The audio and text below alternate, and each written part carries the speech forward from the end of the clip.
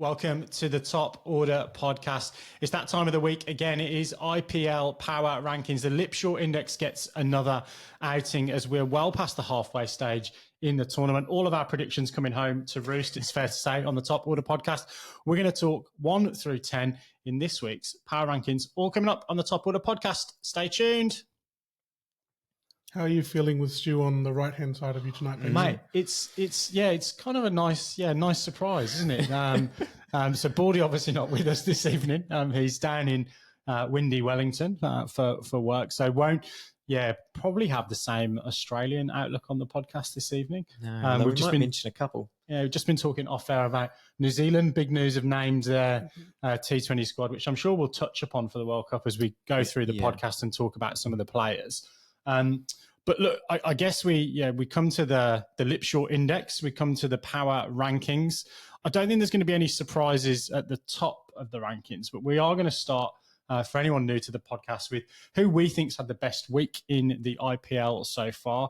We're up to 11 games in. So Delhi Capitals have played 11 games. And down the bottom, we've got, in terms of games played, a number of teams on 9 games and the Gujarat Titans on 10. Everybody else, Royal Challengers as well, 10. But everyone else, 9 games in. And start of the tournament, we predicted, or we thought that 8 wins was going to get you into those playoff places for the business end of the tournament. So who have we got at the top? And there's no surprises that it's going to be the team with 8 wins. Are they in the finals now? Can we confidently say that? I think that I saw someone saying the other day that they're not mathematically in yet, but let's pencil them in. I mean, Rajasthan, they've been fantastic. It's been a real topsy-turvy week. I think we sat here last week kind of going, oh, well, we sort of know who, 4 or 5 of the top teams fighting out for these playoff spots are.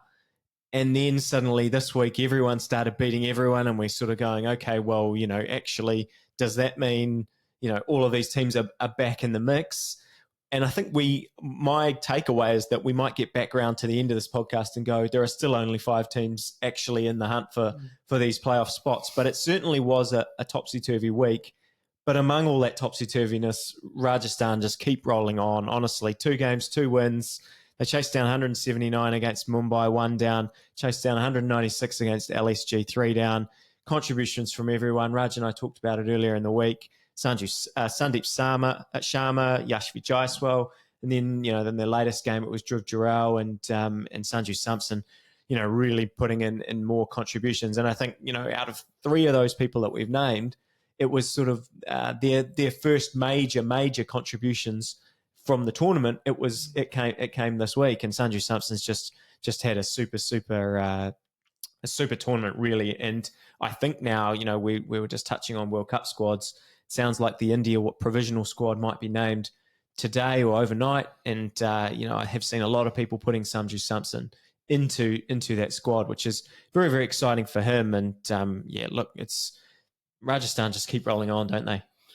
Yeah, I guess you mentioned it, a bit of a topsy-turvy week. The constant is Rajasthan Royals remains. They've just been so good. And once again, they're finding other people or more members of the squad to win games with Dhruv Jurel just absolutely standing up with Sanju Samson to actually pull that last game out of the fire a little bit. They were under a little bit of pressure and they made it look easy really towards the end of that. I did want to mention a interesting sort of feeling I have about this team, and it's actually the same as, we hate talking about the 2019 World Cup. We don't. 2 of us do. 2 of us do. And then, I'm sure the Indian fans don't like talking about the 2023 Cricket World Cup as well. They probably don't like talking about the 2019 World Cup either, to be fair. But that was a great run out, though. Back in your crease, MS. This has that same feeling where they look like they're going to be very, very hard to beat, and it's going to come down to a one-off final. They've carried all this momentum into it. Anything can happen in a final, but it has that same sort of feeling to me. They've just been so dominant. You've talked about penciling them in for the playoffs. I think we can get the permanent marker out, to be honest with you. Yeah. They've just been very, very good.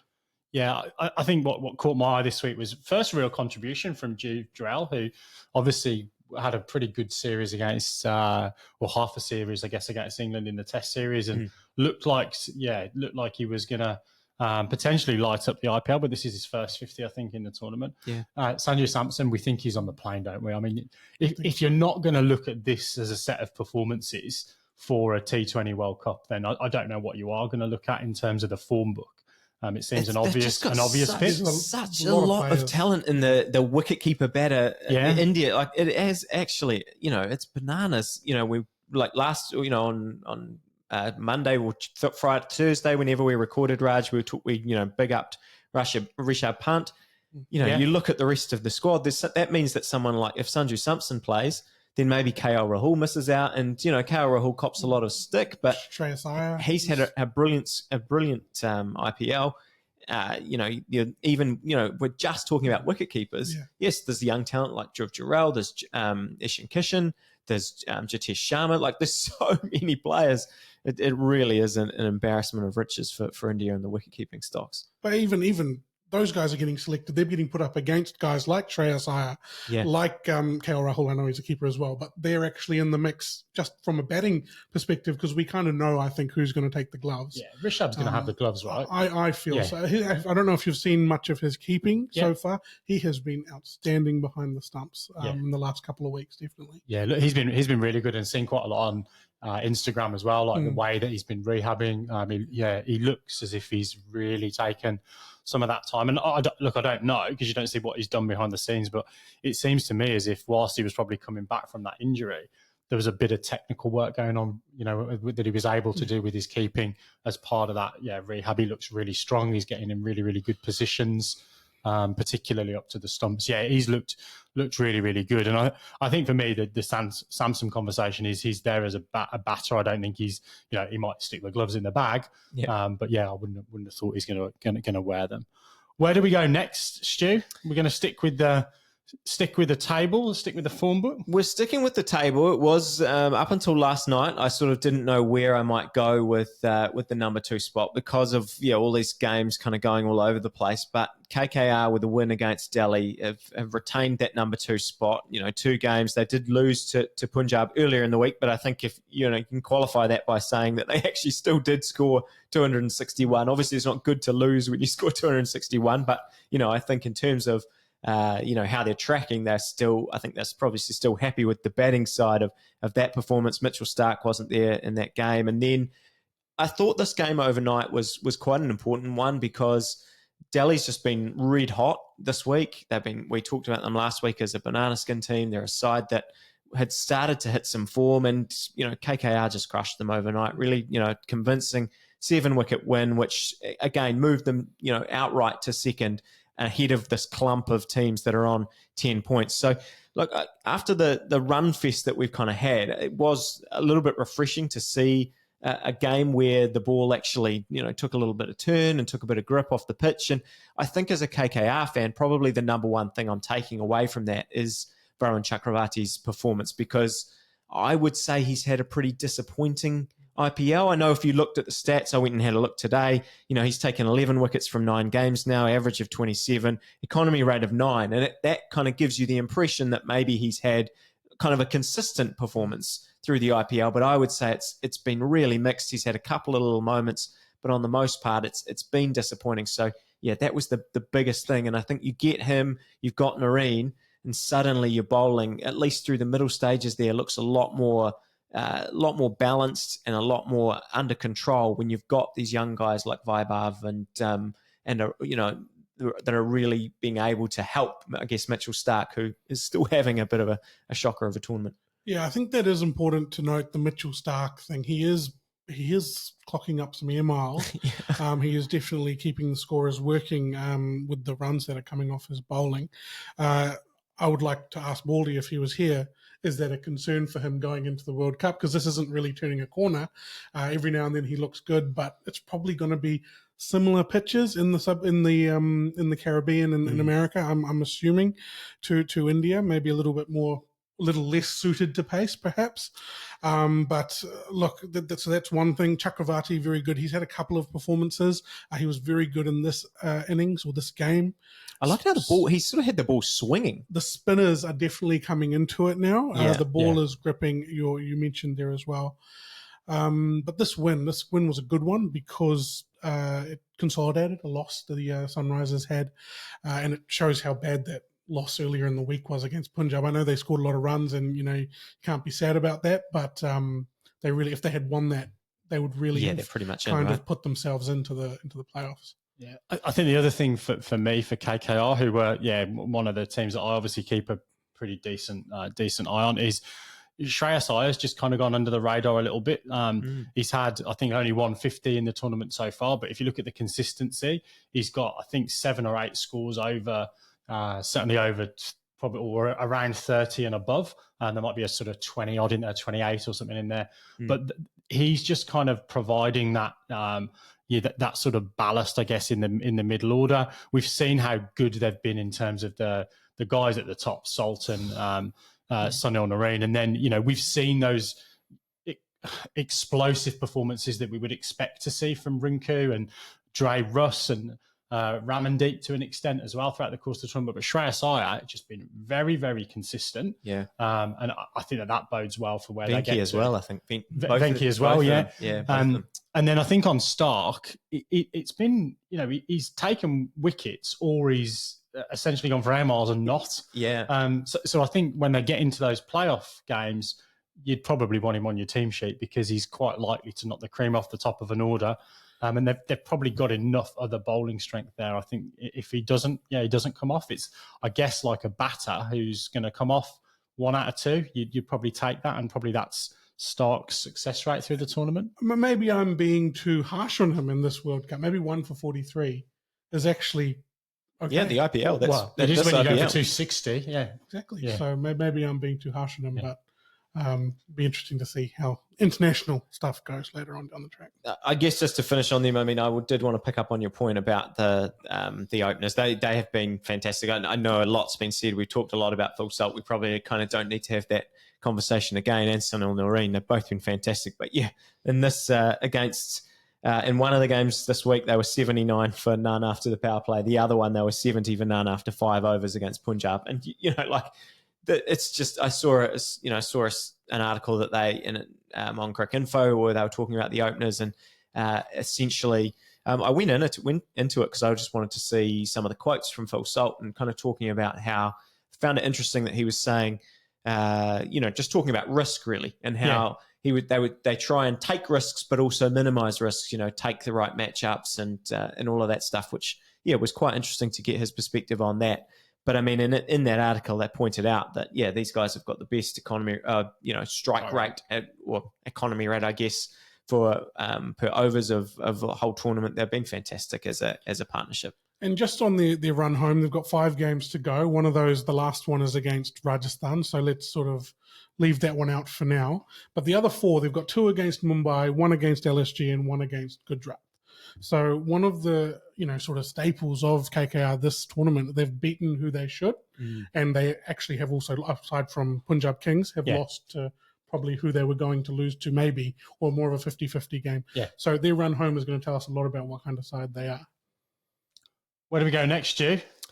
Next was a lot harder because a lot of these teams, as I said, were they kept beating each other. They were losing games that I kind of thought on paper they were going in favourite. And I've settled on CSK as my third side. And look, they had a very disappointing loss, back-to-back losses really, to LSG that we talked about a little bit earlier, late last week, Raj. And I think that was disappointing because they were in control of that game for large periods of that match.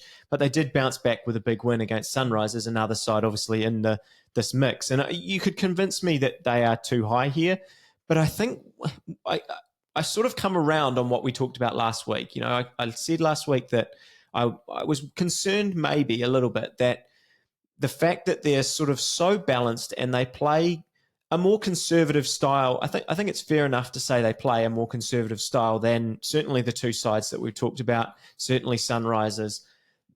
Even though Gaikwad is, which we'll touch on in a minute, his performances now have really started to ramp up. I think the way that they play is certainly more risk averse, but I think in a way that makes them the most likely now out of all of these teams that are in the mix, in my head, to actually do enough to get into the playoffs, and then suddenly you're sort of a shot. So out of the three or four teams that are left on 10 points, I would say that CSK are the one that makes me feel good enough about saying you're in the playoffs. Yeah, it feels like, I guess you kind of mentioned it there, it feels like they're playing within themselves a little bit, which, leads to consistency. They're going to consistently be able to do this. And you saw it this week. They consistently put up 210 or around that figure this week. Unfortunately, they lost one, but they seem to have their innings timing down pat. I mentioned it on Thursday, that sort of 6 to 8 finisher role for Dubé. Again, it was textbook in this last game. Yeah. They seem to have gone, how are we going to score 210 runs consistently? And they've found the way to do it. And when they execute, they do it well. It's just there are games which are coming up where they have to chase 240 or score 240 in order to win, which are obviously throwing a spanner into the works. But look, I think they'll get a great boost here beating Sunrisers, a possible finals team as well. It was a good win as well. Yeah, it'll be interesting to talk about Sunrisers when we get to them, because it's starting to show a little bit, sort of pendulum swinging a little bit. But I also think that Gaikwad has found a real purple patch, and he is really leading them up front, and he's doing a great job setting that platform for guys like Dubé and the great Mahendra Singh Dhoni, who just keeps clocking up the runs, delivering that strike 250. rate. How much do you think of that is the fact that he was made captain? Like, do you think that is, it's always going to improve your psyche when you've got some of the guys they've got in their camp, and you're the guy that's chosen to lead? Has that helped him, do you think? It depends, right? Because we saw this happen a couple of years ago with Ravindra Jadeja, who who looks like one of the strongest, mentally tough cricketers that are going around, and he really struggled. They acknowledged it early on. Fleming said we didn't have the support in place at that time. Yeah. They've obviously thought how they're going to do this and how they're going to transition that leadership, and he's obviously getting that support. So yes, I think that it can go both ways, and in this case, it's made him puff his chest out a little bit. Yeah, I thought it was pretty telling when he was getting some criticism earlier on in the season for his strike rate. He was scoring, pretty much at 100. His strike rate was earlier in the year, and Fleming, was effusive in his praise for Gaikwad. He said, he really backed him up. He made a special point to kind of get in front of the media and talk about Gaikwad, and basically since that moment, he scored that that slow, runnable 60 that was exactly what they needed to get them home, I think against KKR at that time. And then it's just been slow every single game. He's been picking up that rate. And I mean, when he bats, like he doesn't necessarily, certainly at the start of his innings, he's not like going over the top in the way that Phil Salt and Nareen and those guys are doing. But when he's at his best, he's just picking the gaps. He's just punching those balls through cover, driving, and it's super, super effective. And he's really, really building into this tournament. And I mean, we know, right? If you've got a strong opening, not even necessarily an opening pair, one strong opener can get you, so far in this tournament. We saw what Shubman Gill was able to do last year for Gujarat. So if they've got him going, it's really, really positive stuff. Yeah, I also think just to pick up on their bowling as well. So I think we talked about Deshpande in the preview show, I think, and tipped to him as one to watch. He's had a relatively quiet tournament, fourth in obviously this last game. And I think the way that they've got their bowling attack, we talked about the fizz quite a lot. Obviously, Jadeja's always going to be someone with a decent economy rate. They just go a little bit under the radar, I think, in terms of that bowling attack, and always seems to be someone that does the business for them. I think they're really well placed, third in the table and third in the Lipshaw Index as well, to get one of those spots. And you wouldn't want to come up against them in a must win with some of the experience that they've got. I know you want to talk about Daryl Mitchell as well. There's a New Zealand connection, and if we can get it into the podcast, we should.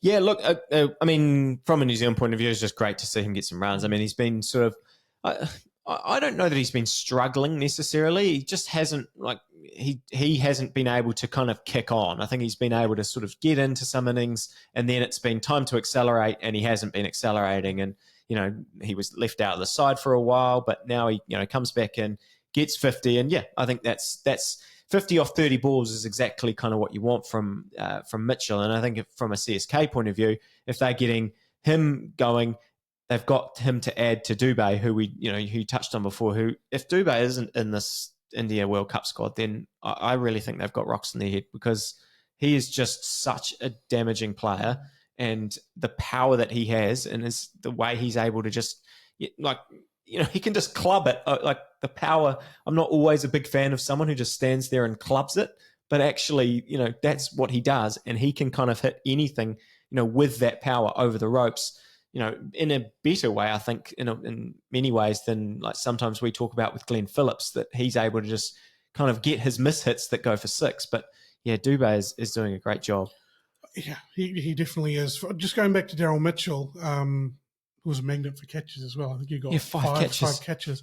I think he is one of the people who has been affected. There's been a lot in the tournament who have been affected, who are batting at about 4, who are setting up a score of 200 to win a game. And that has completely been thrown out of the window after the first couple of weeks of the IPL. 200 is not going to definitely win you a game of 2020 in the IPL. And I think going to that next level in terms of accelerating, when to accelerate, a lot of number 4s are struggling to do that towards the end. And I think he's sort of fallen into that trap a little bit. He did really well in this game, 50 off 30 odd. He looked good. But he probably is going to have to go a little bit quicker. I think if we're going to be really critical of Daryl Mitchell, I think what he could be doing better in this tournament is turning the dots into ones. I think he's had, I don't have the dot ball percentage, but I think, when I've been watching him, there's been more dots off than I would have liked, I think. And, we know how powerful he is down the ground. We know what he can do and how he can kind of, have 2 dots and then go 6-4 and suddenly, you've won the over again. But I think, if you're going to turn 200 into 220, 240, it's about scoring off every single ball, which we might get to when we talk about a couple of the other guys who've later on who've really set this week on fire.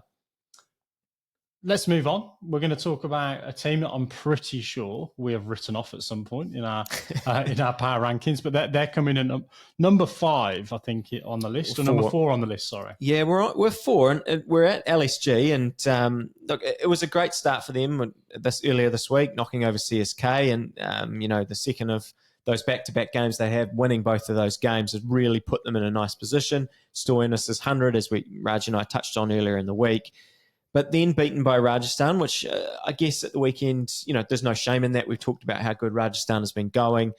They're right in the mix now for the playoff spots. But as you touched on before, I just can't shake the feeling that this doesn't feel to me like a side that can really push to win the title. Am I alone in this feeling? No, definitely not. I think now we're sort of getting into the next tier of teams in terms of, it doesn't look like they're going to trouble those teams that we've already talked about on a regular basis. Even though they just beat CSK twice. Even though they beat, but CSK still in that. Yeah. We're sort of broken away now with those top 2. Yeah. But look, they struggle to take wickets against Rajasthan Royals. There's no real standouts with the ball from my perspective for the Sunrisers, for LSG. We talked about them missing I've lost my place here. So Amit Mishra came in and Krunal Pandya came in, and they bowled well through the middle there with the spinning and that. But Rajasthan Royals just canted home, didn't they? They did. Wasn't it nice to see an Amit Mishra? It was. I loved that. The celebration? Yeah. Good. Yeah, I was very pleased to see that. What else have you got on the LSG? Yeah, look, I guess the 2 people I probably wanted to highlight is, apart from Amit Mishra, who I as I said, really love to see him back. I do think that KL Rahul, if he does not make this IPL, this Indian squad for the World Cup, he can fit, not hard done by, because there's, as we touched on, there's so many players around him that are so talented, and India's got so much depth. But I think if you'd have said to him, okay, what do we want to see from you in this IPL, KL? He's probably delivered all of it except maybe the big 100. Like, he's gone out and he's got, he's averaging 42 with the bat, which is not boosted by not outs or anything like that. He's legitimately been out in every single innings, and he's still averaging 42. His strike rate is up to 144, which, again, for him, that's been a big boost. That's well above his career strike rate at the top of the order. So I think he's been doing everything you want from him. In the Rajasthan game, he was there, sort of had to rebuild that innings, did a really nice job with Deepak Hooda. I think he's ticking a lot of boxes, but maybe he hasn't quite got the explosive 100 to win them a game that I don't know, that you'd have to do to put himself over the edge of a Sanju Samson or something like that. Well, his role is actually being played a little bit better by a few others in the league at the moment. The likes of Virat Kohli. You've got Shreyas Iyer as a comparison, who's doing it on a consistent basis as well. Well, and I guess if he's going to play in the top of the order, there's just no spots in the top of that order, right? If they're going to go Sharma, Jaiswal, Kohli and Sky, he has to bat 4 or 5, 6. And he can't do the role he's currently doing in those places. Yeah. I think that he probably will be there. They like to pick him from an experience point of view. I think that he'll make the squad. Yeah. But how many games he'll play, I'm not sure there. I just wanted to ask a question about the top order there. We've talked about Quinton de Kock a little bit. Now we see Marcus Stoinis been elevated even further. Raj is happy with that into the opening position. But those two got incredibly good nuts against Rajasthan Royals. They were stumps went flying. They're beautiful. Yeah. But I was thinking we have to have we might need another cap for like the best. Well, the best stumps go flying. Well, you can't wear a cap when you're doing that, can you? Well, I guess not. But Patirana's one we just talked about CSK, but Patirana's one to clean up was fantastic. You mentioned it getting to the 196 KL and Hooda sort of rescuing it. It wasn't even close to enough. Yeah. So losing those wickets at the top of the order, is that something for them that's really, really important, that they need to have that platform, them in particular? Yeah, I think if you look at the teams that we've talked about already, the guys that are at the top of the table, one of the common factors there is they've had contributions from probably 2 or 3 of their top 4 every single game, or certainly in the vast percentage of those games. You look at Marcus Stoinis, his scorecards look binary. He's either getting runs or he's not. The same to an extent with Quinton de Kock as well. It really is only KL Rahul at the top of the order that's had that consistency, and then they've been relying on those contributions in the middle order to keep them in the hunt. And they are in the hunt where they are on the table and where they are on the Lipshaw index. But I think when we actually look at why they're not further up the table is that consistency of that top order, which is what we've seen from the teams that. And look, that sounds a really, really obvious thing to say. But I think particularly where you've got the impact player rule that's come in, what we're seeing is teams going really, really hard, really, really early, and those are the teams that are flying through the tournament. We need some kind of sort of ringing bell for the turquoise cap announcement. Every year we could put that in, it'd be great. Last week I wasn't here. It was given out to. Who was it? Someone last week? Who did I give it to? I might have given it to Shashank Singh. No, I think I gave it to Ashutosh. Ashutosh, very, very good. Yeah. Well, he has to hand that over to Marcus Stoinis this week. An incredible 6 in that 100 he got against Moeen Ali. I mentioned on Thursday, I think that ball is still travelling. We were tracking it on the flight tracker. It is still going. It was a massive 6. And as I mentioned earlier, size matters on this podcast, and it was massive. Okay. Fair enough. I've got a few, I had a few other candidates that I might just give a brief, nod to as we go. Before we leave, they probably can't have the cap though. No, it's been announced. Yeah, they can't have the cap, but I will at least give them, a cap of no value or some kind of shout out. The aquamarine cap. A cap of no value. What an award. Before we leave LSG, I did want to just mention Matt Henry has made the New Zealand squad for the T20 World Cup.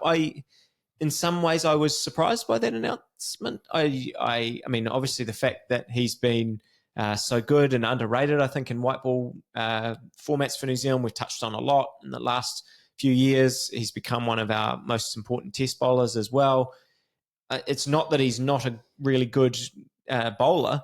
It's more that just he hasn't been quite in the T20 mix, and there's been some of these other young guys coming through. Yeah, were you surprised? Oh, it's also his style of bowling. It's probably less suited to 2020 cricket, where he's probably, there or thereabouts every time on a hard length. But, we thought that prior to Josh Hazlewood excelling in this format as well, and he's been one of the best bowlers going around.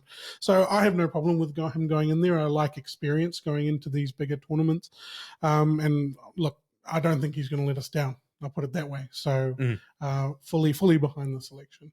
Look, I am as well. And I actually think, I would love to see him. I hope he's going to be picked ahead of Southee. I just think that, Henry Bolt. I mean, I'm actually slightly disappointed that Ben Sears is not. Ben Sears is a travelling reserve. I wish he was actually in that squad. I think he's been fantastic.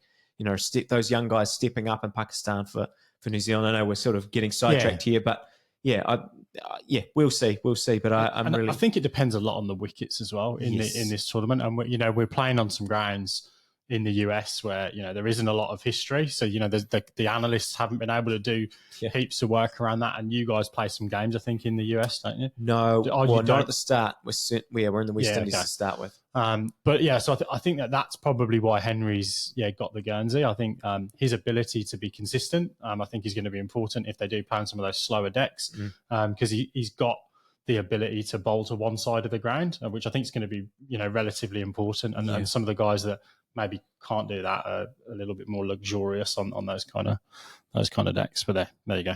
Where are we going next? We talked about the LSG, and we've just given a bit of a nod. I think we're going to go Sunrisers next, aren't we? We are, and you sort of touched on something that in talking about the openers that I want to talk about with Sunrisers, because I think it's maybe the most stark of all. So they were flying high last week, absolutely back to the pack with a thud this week with 2 losses and 2 really disappointing losses. The first to RCB and then, crushed by CSK at the weekend, 134 all out. And, like I said, I want to start by sort of asking you guys that where are we sort of at with the Sunrisers approach? Because do we just have to go, do you have to go nowadays that, when you go all out attack like they do, that there are going to be days where it all goes wrong and you are all out 134.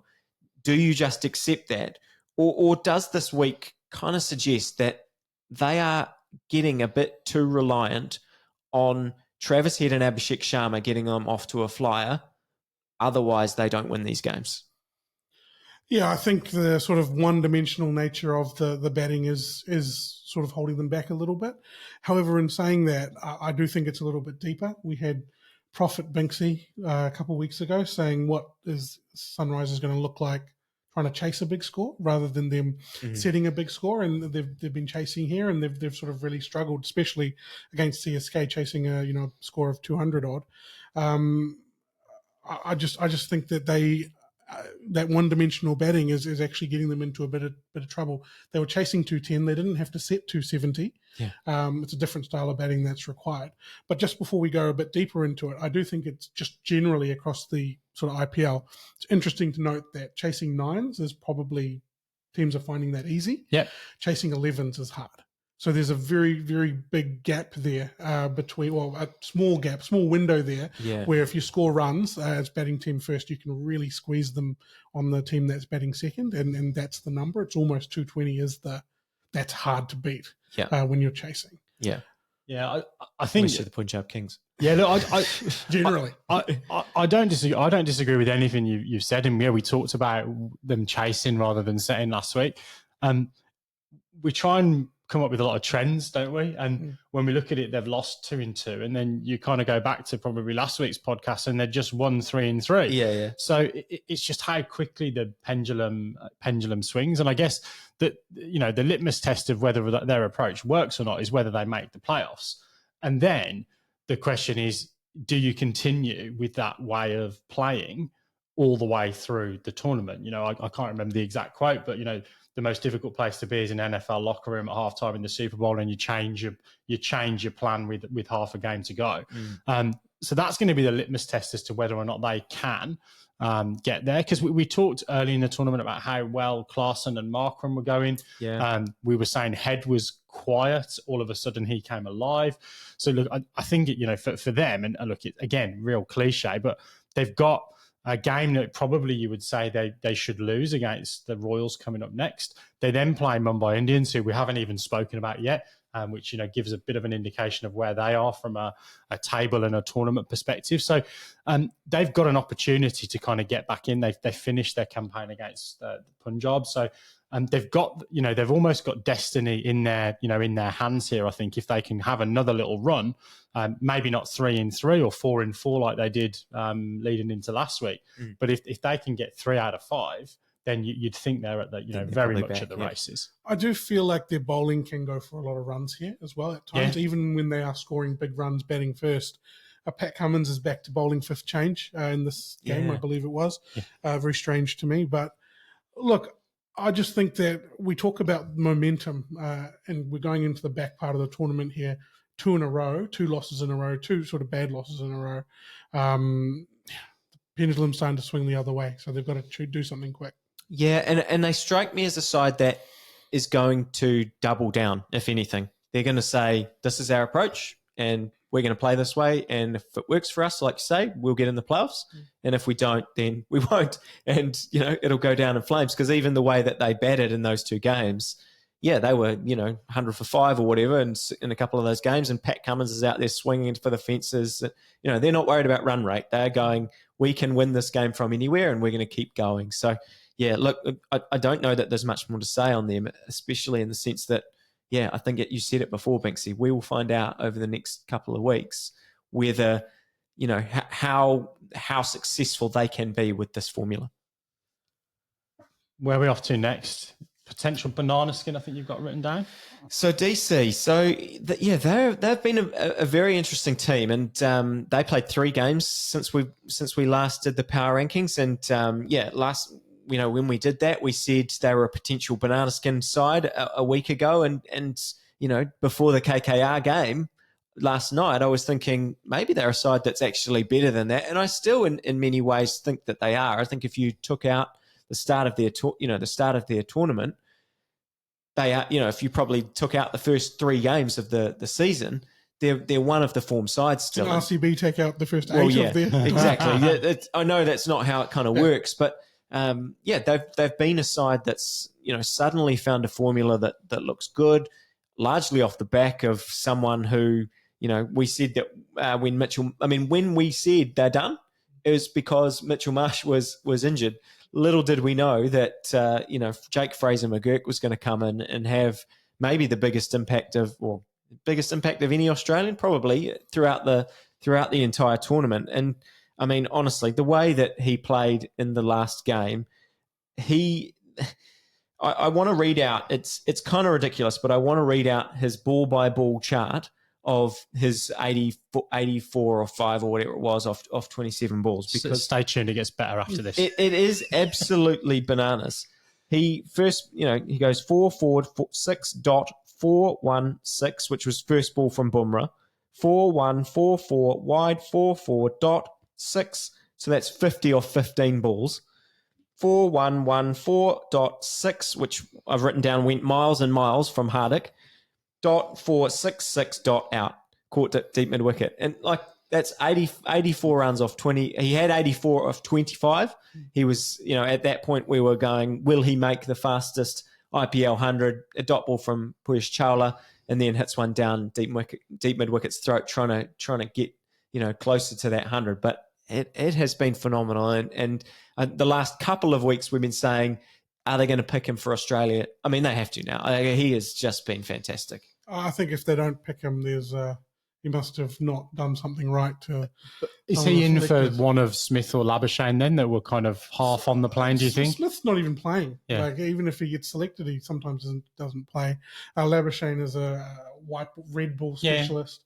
No, I think Jake Fraser McGurk needs to be there. It's 2020 cricket. This is it's almost a different sport now in terms of to the longer forms of the game. I don't want to say it, but is there a chance he comes in for Warner? There definitely is a chance that he comes in for Warner. I have been thinking that as well. Definitely. I don't have anything else to expand on that other than you're yes, right. Okay. Yeah. But all the analysts will have noted that you've got a 1 in 3 chance of getting him out if you bowl a dot ball. Okay. So 3 dot balls, and he was out after one of them. So there you go. Just don't let him hit 6s and 4s. That's the key. Bowl dot balls. Bowl dot balls, yeah. Yeah. I actually think that Kuldeep Yadav, even though his performances have been less inspiring over the last couple of games, he definitely pulls that team together. I think I like the look of them with him in the side. Their bowling can at times let them down. That's their sort of banana skin. But from a batting perspective, they've got so many different weapons. Fraser McGurk, who's been added. Shy Hope, I don't know if you could hear the sound of his bat. Was incredible. I don't know what kind of wood his bat is made out of. Some kind of harder willow than we think. And he had some good turquoise caps nominations in there as well. I had one of his down here actually. And I have to say, when you're talking about him, I'm not excited about playing the West Indies in this T20 World Cup. They are in our pool, New Zealand's, and when we look at all the West Indies that are players that have been performing throughout this World Cup or throughout this IPL, and the prospect that some of these guys, Nareen and Russell, might be brought back into the fold. Yeah, well, I think Russell's been in and around the side for a little while now. But Nareen, they're trying to have a conversation as to whether he comes out of retirement, aren't they? Yeah, and Shay Hope is someone who seemed like he could only play one-day cricket for some reason, but now it's just been able to... I think it's about the West Indies Cricket Board getting out of their own way there. I think if they want to pick the best team available...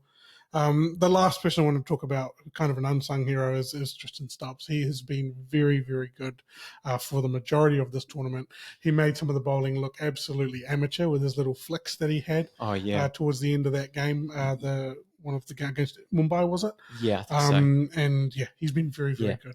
Didn't he go? He went flick, normal, conventional flick, reverse flick, and then I think he hit two through mid wicket. That's it. And the next two balls. So he can play those shots, and then he can play those belligerent shots straight down the ground or in front of the wicket. I don't know how you bowl to him. Yeah. No, they've been fantastic. Yeah, and just named in the South Africa squad as well. They have literally just put their squad out 2 or 3 minutes ago. So, very exciting. We won't cover it. They're gone though. Yeah, they're gone because we said 8 wins. They need to win every game from here to finish on 8 wins. The problem is they played 11 games. Yeah. I think that is the thing for them. Unfortunately, that winning run that they were on stopped last night against KKR, and the fact, as you say, they've played 11 games, which is 2 more than all most of the sides that they're stuck on 10 points with, and that negative run rate as well. I mean, the big loss that they had last night. It means that I think they would have to win those 3 games that they've got remaining and kind of hope that results go their way because, it's just... Mumbai are 2 games behind them with 2 games in hand, if you look at it from that perspective. And they have Rajasthan, Mumbai and LSG to finish off their tournament as well. Yeah, it's not easy. We're moving away from the table here, so we're going to go, I think, to the form team, aren't we? Look, we're going to RCB. Oh my goodness, we are at 7. And look, this is too high. I will fully admit this. But finally, a good week for RCB. And I just thought, look, 2 games, 2 wins, a nice performance against Sunrisers, and then Will Jacks and Kohli just combined to go absolutely nuts. Certainly Will Jacks to take down Gujarat. And I just thought it was time to give them some love. Raj, look, just give me some excitement about RCB. It's been a long time coming, but it's been a fun week for RCB fans. Yeah, look, unfortunately, you're not going to get much excitement out of me because it's actually sadness that this is what we could have seen for the whole tournament. This is the blueprint that they had here. Let me just sort of read my notes here. They had a bowling. This is RCB that we thought we would see more of. They're decent sort of batting innings paired with a bowling performance that was not necessarily destructive, but restrictive. That was their blueprint going forward. They knew they weren't going to win games with the ball, but they just needed to stop teams from scoring 250 against them every week, every couple of days. Batting has been much, much better. Will Jacks, I'll let you talk about him in a second, was incredible. I did think... on a negative note, and I don't like being negative about Virat Kohli on this podcast, against the Sunrisers, that 206 for 7 was enough to win that game. But I do think Kohli's 51 of 43. Yes. There is a slight difference between, anchoring your team and being an anchor within your team. And he was flirting with that line there. But, Cam Green, like seeing him back in the team. He can play a role with both the bat and the ball. That's what I was excited when he first came as part of those changes that happened. Great catch, actually, as well. Great catch, great bowling, great batting. He can really smack the ball.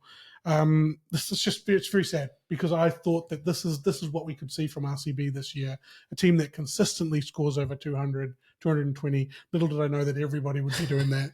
But then being able to have a bowling attack that could just restrict, and they just haven't done that this year.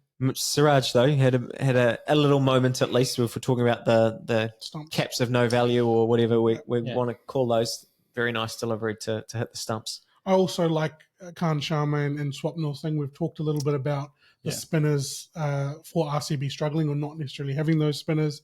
4 for 69 off 7, storing off the bowling innings, and Will Jacks getting that wicket. This is the Sunrisers game I'm talking about. Yeah. Will Jacks getting that wicket of Travis Head early in the game. That's the blueprint. The Swapnil Singh, I think his over against, maybe it was the Sunrisers because he got Markram with that full toss. We missed that big full toss and got him LBW. That over where he got 2 for 19 off the over, nothing sums up the IPL of 2024 more than that you can go for 19 and get 2 massive wickets of Markram and Klaasen in the same over, and just bananas kind of stuff. But I think it's time for you to talk about Will Jacks, Binksy. Yeah, well, Will Jacks, look, I'm really, really glad he's got a couple of scores in the last 3 games. Obviously, the 100 that we were talking about. I think that gets him definitely onto the plane for the World Cup. I think there was probably a question mark, particularly with the likes of Livingston and Hartley, and Rashid probably goes as our first spinner. So there's probably a question mark around who might provide that, 4th, 5th spin option, which we've always wanted to have, I think, in our white ball team. So yeah, look, I think he's now got his boarding pass. But I saw that he'd got 100, and I was watching the highlights, and he was 16 off 16, and I thought I must have the wrong game, because he gets 100. I know he gets 100 off 40 balls, and he's on 16 off 16. So I kind of exited off the video and went to Crick Info to check I was watching the right game, and then obviously and turned it back on, and look, that was 6 minutes of pure unadulterated. Look, if there's a cap, it's the polka dotted cudgel or something like that, because that was just absolutely brutal.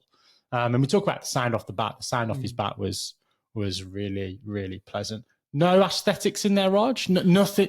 I mean, I would agree. The one to win the game was pretty nice. There was some very nice stroke playing. Yeah, there wasn't anything really of a turquoise. Not really. He's not in my great nominations list this week. But that's fair enough. A good innings nonetheless. The last to pick up on your point, the last 14 balls.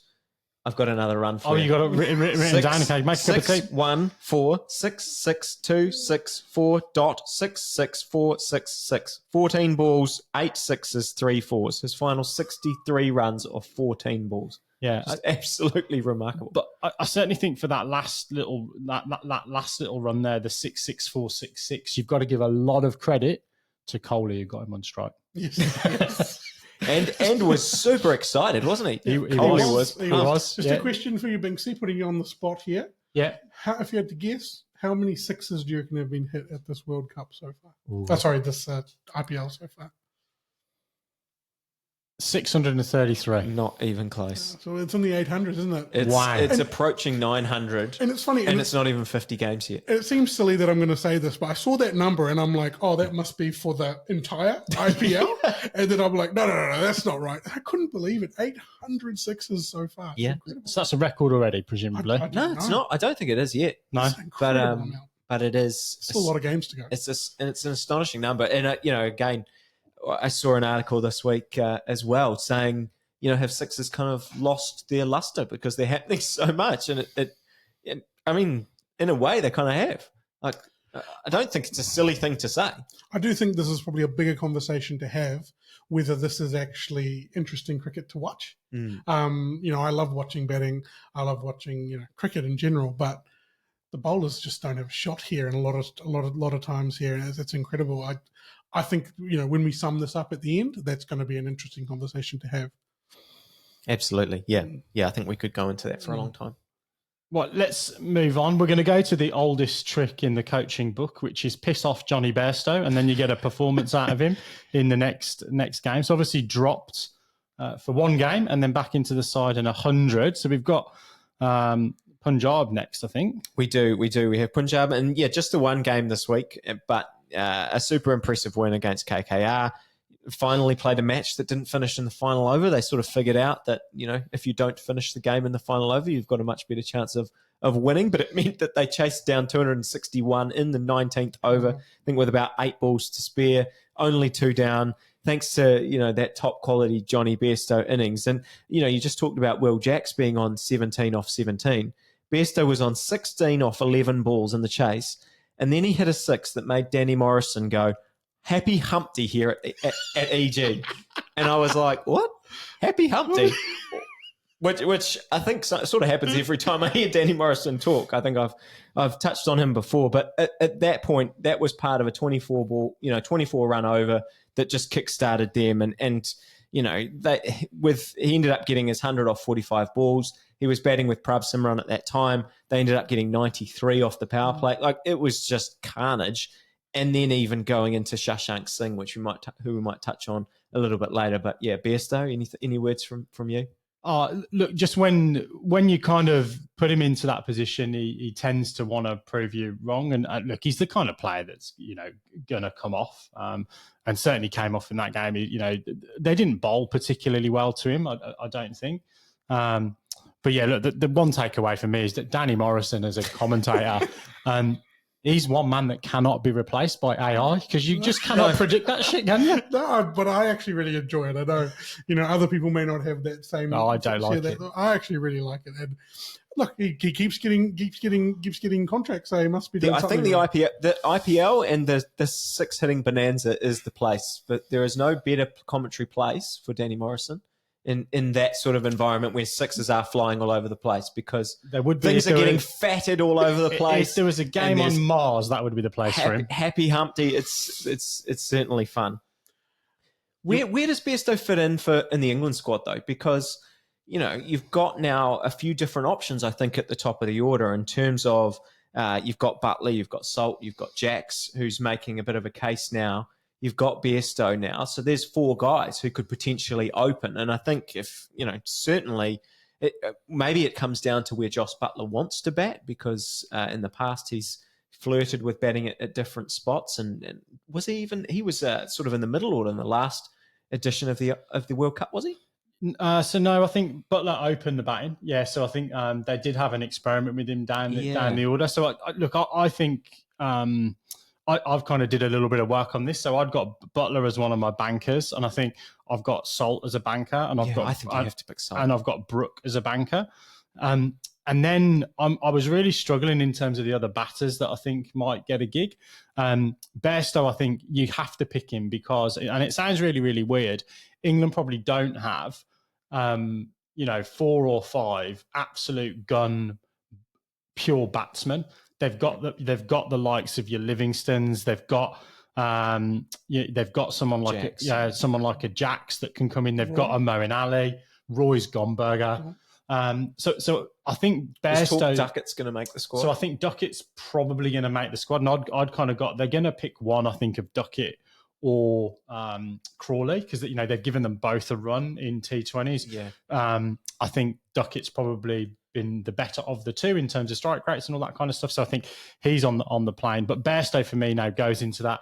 Whether he plays is another question, but he's the other guy that is if you've got 4 genuine batters and then you load that middle order with a bunch of all-rounders, and a Buttler goes down on the eve of the game, or a Salt or whoever it might be, he's the guy that, is a batter that comes in to do that job in the top 4. From an experience perspective. The difficulty will be where do they fit him in? Yeah. If they go with what I think they will go with at the top of the order, which will be Buttler and Salt. Yeah. In terms of the Kings, I've liked seeing Livingston in and amongst the team. I think he offers something on both sides of the ball, and I think they've been better with him in the side over the last few games, 3 or 4 games that he has played. I have been a very big critic of the Punjab Kings. I do that with love because I want to see them do well. But again, this was a horrendous bowling effort against KKR. Sure, it was a great batting effort to chase that down, but they chased over 260 to win that game. Yeah. Fielding wasn't great either. There was some horrendous drops. Yeah. Look, they're not going to do this consistently. A win, it's great to see them win, and they've actually come very close in a lot of the games that they've lost so far. Yeah. But they've been so far out of the game. Then they just somehow put something together to come back at the end. Here they managed to actually seal the deal and get the W. Yeah. But just struggling with consistency. They will struggle with consistency with the current formula they have. Totally. And look, a bright light that has come out obviously has been Shashank Singh. And I just wanted to pick out a few stats because it has been a fantastic season. You know, I think we said it when he first had his performance, we were kind of like, oh, this is cool. You know, you get these players that you don't necessarily know that come out of the blue and put in a big performance. But now he's had 9 matches, 5 not outs in those games, which has led to a healthy average of 65. But he's got 250s. He's striking at 182. And he continues to be a great watch and kind of been given more and more responsibility. Obviously comes in at 4, gets 68 not out off 28 balls, hits, 6 sixes, or 8 sixes, sorry. Lovely stuff. And, even Prabhsimran, I think I had him down that Chamira slower ball, bowled him a slower ball and he smashed it straight down the ground. That was one of my turquoise cap contenders that I was hoping to see on the shortlist. And Ashutosh has been good as well. Yeah. Yeah. Very good. Well, approaching the hour mark, Liam Livingstone, I just don't get it. I really don't get it. You don't know why I like him? Well, he's played, I think, 10 T20s now without 50. I can't understand it. They've started counting 30s now. So 50 might not be the might be the litmus test. Okay.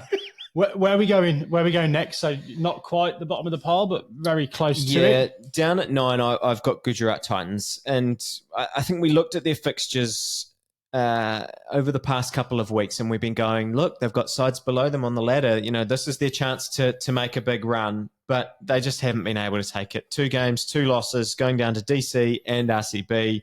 The last one, an absolute pounding with RCB, chasing it down and chasing 200 down and 1 down inside 16 overs, as we talked about with Jackson Coley.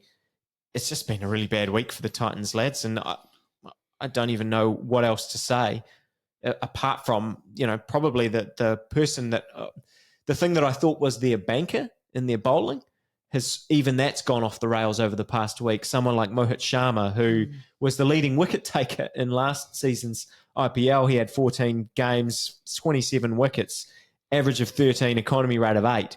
This season, it's 10 wickets from 10 games at 36, economy rate of nearly 11, which doesn't sound terrible. But the last 2 games in particular, he's gone for 73 off his 4 against DC and 41 off 2 against RCB, which means that the last 6 overs he's bowled have cost him 114 runs. And people are just picking every single change-up that he bowls. It's just going, totally off the rails for him. And, this Gujarat season seems to be doing the same. Yeah, we can pick out 1 or 2 people, and it might be a bit harsh. He's one of them, but the spin bowling has started to lose a lot of its luster as well. They're missing a strike bowler, and help me out, Mike Yadav. LSG Yadav. Oh, sorry, they're missing a strike bowler though. I feel in someone I don't have them in notes, but I just feel like their batting is actually something that was a staple of theirs. They're making that first sort of power play 10 overs, first half of the innings, look really difficult. And they're batting within themselves. Like we've talked a little bit about CSK, maybe they could be a little bit more aggressive, but they're just making that first 60 balls look like pulling teeth for them. And look, they are sometimes getting to a decent score, but then the bowling has been letting them down as well. I think that they're in a world of pain here. I feel like they could really struggle towards the later half of this tournament. Well, they've had nothing. They've had nothing from Saha, have they? They've had nice performances from Sai Sudarshan. They've every now and again Shubman Gill contributes, but he just hasn't had the wealth of runs that he had last season that kind of propelled them up towards the top of the ladder. And they're just not getting contributions they need, are they? No, absolutely not. And I just wonder from the Mohit Sharma piece whether it is a case of teams now just setting up that he's going to bowl the change up and kind of it isn't a surprise anymore. It's like, let's set up for that because we know that's, he's going to bowl a high proportion of those, and they're not worried about his on-pace delivery being, a worry, if that makes sense. So, I think, again, similar, I think, to Delhi Caps, that, they've played 10 games now, so, they're going to have to go on a bit of a run. And really, I can't see that happening for them. But propping up the bottom of the Lipshaw Index. Yes. Are they? I think they're the bottom of the table actually now as well. Are they? No. Is RCB still down there? RCB's still down there. RCB's still down there. So maybe RCB at 7 was a bit high. But look, Mumbai are down here largely because of what they should have been. I still think what they should have been is much better than this. In the same way that we've had RCB and we've been critical of them, but it felt like Mumbai was about to go. They'd started to pick up a bit of momentum. They were starting to figure out their batting. But this week, 2 games, 2 losses. And I would say both, when you actually look at the scorecard, they don't look too bad. They lost to the Royals and they conceded 257 against Delhi Caps, but they only lose by 10 runs. But I think both of those games, when you watch them, they weren't really close. And, they need to start winning against some of these sides that are above them on the ladder. And they just didn't do that against the Royals. And then Delhi Caps was a game that you would think, if you want to be a playoff side, they're going to have to win. And it just isn't happening. And I think what we've seen that we hoped the whole time is that we hoped their bowling would come good. But I think in hindsight, all of the hoopla about getting Hardik Pandya, how much better would they have been if they'd just got some local bowlers, maybe, I want to have a bit of a conversation about Pandya, but the bowling piece of this is there's just no one been able to support Jasprit Bumrah. They bring in different overseas bowlers, doesn't matter. They brought in Thushara and Luke Wood in this game. No one has been able to stem the flow, no matter who it is. Yeah, look, I'm very much done with talking about Mumbai's season so far. I'm ready to do the post-mortem in the wrap-up show. I've just got down here in the DC game, bowling trash again. Hardik, it's actually auto-corrected to Hardlink in my notes here. 41 off 2. That can't be good for his confidence. I don't understand how I assume that he will be picked for India. Yeah. I just don't how you can pick him based on some of the other performances that are going on at the moment. Their bowling, it's just, we mentioned it on the Thursday show, Jasprit can't do everything. Yeah. No one else is turning up. Kutsia, Pandya, they're all getting smoked everywhere. They brought in other players, which is good. They should be bringing in people to try and make an impact, and the only impact they're making is in, danger for the crowd because, the balls are just flying everywhere. Binksy, you can pick up on that point if you want. I just want to talk about the batting really quickly. Yeah. I think that Tilak Verma has looked very, very good over the last few games, and I'm really liking what Tim David is doing. When he got selected for the IPL, chosen in the auction in the IPL, I was quite suspicious about it. Thought it was a bit gimmicky, but he has proved me wrong, and he's been pretty good. He in the amount of platform that he's had, the amount of chance that he's had. The way he hits the ball, it looks like the ball hurts. The ball hates it. Yeah. But he's been good as well, to like Verma and Tim David. Yeah.